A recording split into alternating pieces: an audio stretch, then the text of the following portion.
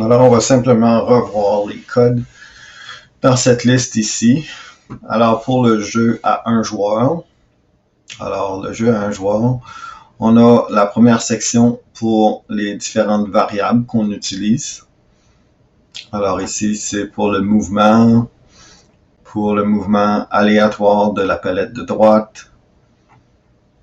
Et ici, on a, quand on clique sur le bouton au début du jeu, ça replace les palettes au bon endroit. Le jeu va fonctionner. Alors ici, on place ce commentaire-là dans le haut. Ça, c'est pour quitter, le bouton quitter.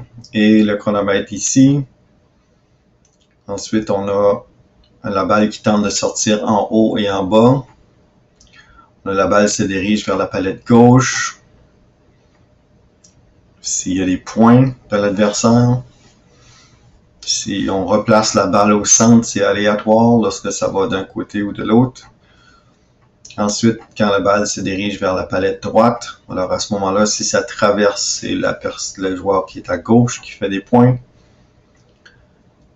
Ensuite, encore pour replacer la balle aléatoirement, qui repart au centre. Le mouvement balle. On a le mouvement de la palette gauche qui est pas trop compliqué parce que c'est up-down. Le mouvement de la palette droite est contrôlé semi-artificiellement avec des codes qui font des nombres aléatoires. Donc, dépendant du nombre aléatoire, on fait bouger vers le haut.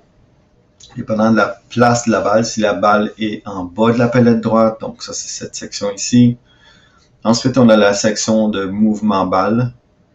Donc, le mouvement de la balle pour que la balle se dirige un peu partout. Puis la dernière section, on s'en est servi seulement au début pour apprendre un peu comment le mouvement se faisait, le mouvement carré.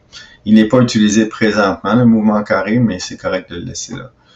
Et puis, lorsqu'on ouvre la fenêtre, en ouvrant la fenêtre, ça repositionne nos palettes au bon endroit. Comme ça, quand on ouvre la fenêtre, c'est toujours la même chose.